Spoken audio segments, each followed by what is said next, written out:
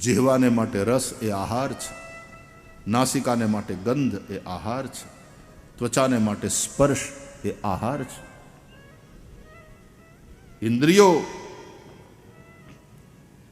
એ પોતાના વિષયરૂપ આહારને ગ્રહણ કરે છે. એકાદશ્યામ નિરાહાર, એકાદશીના દિવસે નિરાહાર રહેવાનો એક અર્થ ભૂખ્યું રહેવું એવો નહીં, પણ ઇન્દ્રિયોને એનો આહાર ના આપવો. એટલે આંખ હવે લૌકિક રૂપને ન જુએ. આજે એકાદશી છે, આજ દ્વારકાનાથના દર્શન કરશું. કાન લૌકિક વાતોને ન સાંભળે, આજ હરિકથા શ્રવણ કરીશું. ફરાળ કરો ને તમે એકાદશી દિવસે, પછી રોટલો દાળ ભાત એવું બધું ન ખવાય. હાવ ભૂખ્યાય ન રહેવાય, એટલે ફરાળ કરે. એમ આંખ્યું જો જોયા વગર રહી જ ન કે એમ હોય તો એને હરિના દર્શન કરાવો. કાન સાંભળ્યા વિના રહી ન શકે એવું હોય તો એને હરિકથા સંભળાવો. જીહવા રસ વિના રહી ન શકે એવું હોય તો જીહવાને કહો, જીહવે પીબસ્વામૃતમેત દેવ ગોવિંદ દામોદર માધવેતી. નાસિકા ભગવાનને સમર્પિત તુલસી દલની દિવ્ય સુગંધ એને ગ્રહણ કરે.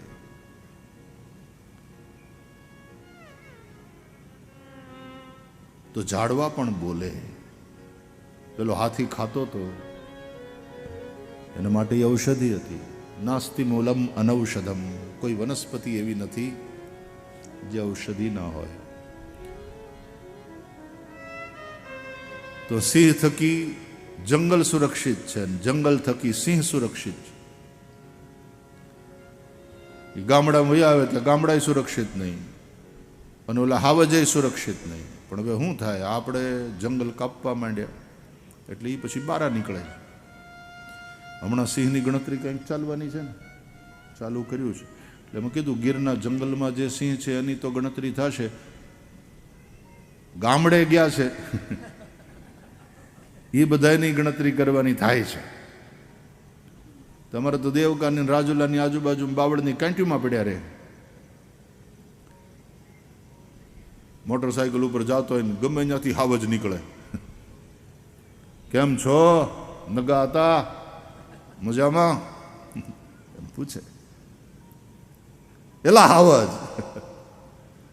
પણ ધીમે ધીમે ભાઈ બંધાઈ થતી જાય છે. तो जंगल थकी शेर सुरक्षित है और शेरों के चलते जंगल सुरक्षित है. हम परस्पर धर्म थकी राजा सुरक्षित और राजा थकी धर्मनी रक्षा. ये सब परस्परावलंबन ऐसा है. तो सुखदेव जी महाराज ने पहला श्लोक में वंदना करी ए विरागी सुखदेवनी वंदना है. बीजा श्लोक में वंदना करी ए अनुरागी सुखदेवनी, जे पोताना पिता वेद व्यास पासेथी भागवत भण्या अने पछी परीक्षित वगैरे संसारीओ पर करुणा करी अने जेमणे आ भागवत संभळाव्युं. संसारिणाम करुणयाः पुराण गुह्यम. एवा सुखदेवनी वंदना. नारायणं नमस्कृत्य नरं चैव नरोत्तमं देवीं सरस्वतीं व्यासं ततो जयमुदीरयेत्. ततो जयमुदीरयेत्. भगवान नरनारायण ने वंदन करी, व्यासजी અને સરસ્વતી માતાને પ્રણામ કરીને પછી સુત મહારાજે નૈમિષારણ્યમાં શૌનકાદિ ઋષિઓને ભગવાનની મંગલમયી કથા સંભળાવી. હે મુનિઓ, તમે બહુ સુંદર પ્રશ્ન કર્યા. ભગવાનની કથા વિશે તમે પૂછ્યું છે એટલા માટે આ સંપ્રશ્ન છે. સાંભળો વાલા, જેનું આચરણ કરતા ભગવાનમાં ભક્તિ થાય ને એ ધર્મ સૌથી ઊંચો. આજે દુનિયામાં બધાય ધર્મના લોકો પોતપોતાના ધર્મને સૌથી ઊંચો છે એવું સ્થાપિત કરવાની કોશિશ કરે છે. પણ ભાગવત એનો જવાબ આપે, કયો ધર્મ ઊંચો? તો કે જેનું આચરણ કરતા પરમાત્મા પ્રત્યે ભક્તિ થાય, પ્રેમ થાય. અને પરમાત્મા એ કોઈ સાતમા આસમાનમાં બેઠો નથી, એ સૌના હૃદયમાં બેઠેલો. કલેક્ટિવ કોન્શિયસનેસ અંગ્રેજીમાં જેને કહીએ, પરમાત્મા છે. એક વ્યક્તિની અંદર હોય આત્મા, સૌમાં બેઠો. સબ ઘટ મેરો સાઈયા, ખાલી ઘટ નહીં કોઈ. અને માત્ર મનુષ્યની વાત નથી, પ્રાણી માત્રમાં એ છે. એના માટે પ્રેમ કરાવે, એનું નામ ઊંચો ધર્મ. હવે આવી રીતે જો પ્રાણી માત્ર પ્રત્યે પ્રેમ કરાવે, એ જ ઊંચો ધર્મ કહેવાતો હોય ભાગવત અનુસાર, તો આતંકવાદીને શું કહીશું? એ ધર્મ પૂછી પૂછીને ગોળીઓ મારે એને શું કહીશું? અને એ ધર્મને શું કહીશું? ધર્મને સમજાવનારા અને ધર્મને સમજનારા ભૂલ કરે છે. ધર્મ એ જીવનનો પ્રાણવાયુ છે, ઓક્સિજન છે. અને અફીણ બનાવી નશો કરનારા અને નશામાં આતંકવાદ કરનારા એ ધાર્મિક ન હોઈ શકે. આમ તો ધર્મ એક જ છે, આ સનાતન હિન્દુ ધર્મ. કારણ કે ધર્મની વ્યાખ્યામાં આ જ ફિટ બેસે છે. આપણે ત્યાં ધર્મની વ્યાખ્યા એ સંકુચિત નથી. તો ભાગવતની જે વ્યાખ્યા છે, સવૈ પુંસામ પરો ધર્મો યતો ભક્તિરધોક્ષજે અહૈતુક્ય પ્રતિહતા યયાત્મા સંપ્રસિદતી. જેનું આચરણ કરતા અધોક્ષજ ભગવાનમાં ભક્તિ થાય, એ જ મનુષ્યનો શ્રેષ્ઠ ધર્મ છે. આવી ભક્તિ જ્ઞાન અને વૈરાગ્યની જનયિત્રી છે, જ્ઞાન અને વૈરાગ્યની માતા છે. એ ભક્તિને કારણે જ ભગવાનનો અવતાર થાય છે. નિર્ગુણ નિરાકાર ભક્તોની ભક્તિને વશીભૂત થઈ સગુણ સાકાર બને છે. જેમ વાયુમાંથી પ્રવાહી ઓક્સિજન અને હાઇડ્રોજન એનું કોમ્બિનેશન થાય તો પાણી બને, H2O. કેમિસ્ટ્રીમાં એનું સૂત્ર છે. હાઇડ્રોજનના 2 અણુ અને ઓક્સિજનનો 1 અણુ એ ભેગા થઈને પાણી બનાવે, એટલે એને H2O એવું કહે છે. અને એના એ પાણીને તમે એટલું બધું ઠંડુ કરો કે 0 નીચે ટેમ્પરેચર જાય એટલે પાણી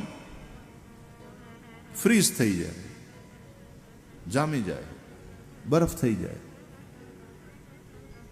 પણ પાણી હોય કે બરફ, તત્વની દ્રષ્ટિએ તો કોઈ ભેદ નથી ને.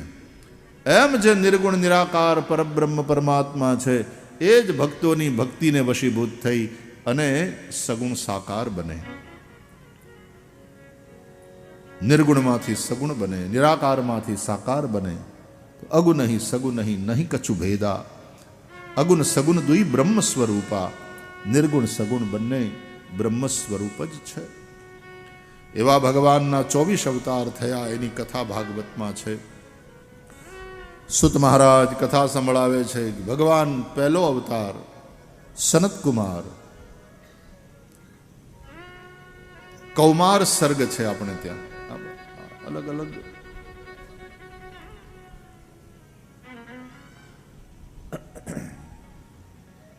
સનત કુમાર એ બ્રહ્મચારીઓને માટે આદર્શ બતાવવા માટે. એ પછી ભગવાનનો વરાહ અવતાર થયો, જેમણે પૃથ્વીને સમુદ્રમાંથી બહાર કાઢી અને મનુષ્યરૂપાનું દાંપત્ય ચાલ્યું. એ ગૃહસ્થો માટે છે. આ વરાહ ભગવાન યજ્ઞ સ્વરૂપ છે. ગૃહસ્થોએ યજ્ઞ કરવાના હોય, એનાથી એનું કલ્યાણ થાય. પછી ત્રીજો અવતાર એ નારદ અવતાર, એ ભક્તિ માર્ગના આચાર્ય છે. આ વાનપ્રસ્થો માટે છે. વાનપ્રસ્થાશ્રમમાં પછી હરિભક્તિ કરવાની. ચોથો અવતાર એ નરનારાયણનો, એ સંન્યાસીઓ માટે છે. નરનારાયણ ક્યાં બિરાજે છે? બદ્રિકાશ્રમમાં, હિમાલયમાં ઠેઠ ન્યા બદ્રી સુધી લાંબુ થવું પડે 4 ધામની જાત્રામાં. ત્યાં ભગવાન નરનારાયણ તપ કરે છે.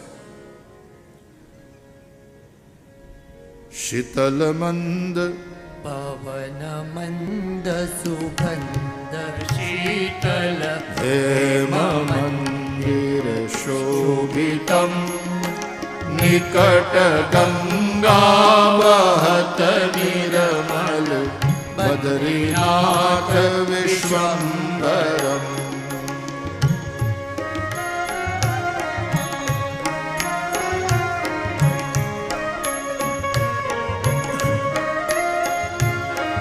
હમણાં બદ્રીનાથના પટ ખુલી ગયા, કેદારના ચારે ધામના પટ ખુલ્યા, જાત્રા ચાલુ થઈ ગઈ. શેષ સુમિરત કરત નિષદિન ધ્યાન ધરત મહેશ્વરમ શ્રી વેદ બ્રહ્મા કરત સ્તુતિ શ્રી બદ્રીનાથ વિશ્વમ્ભરમ.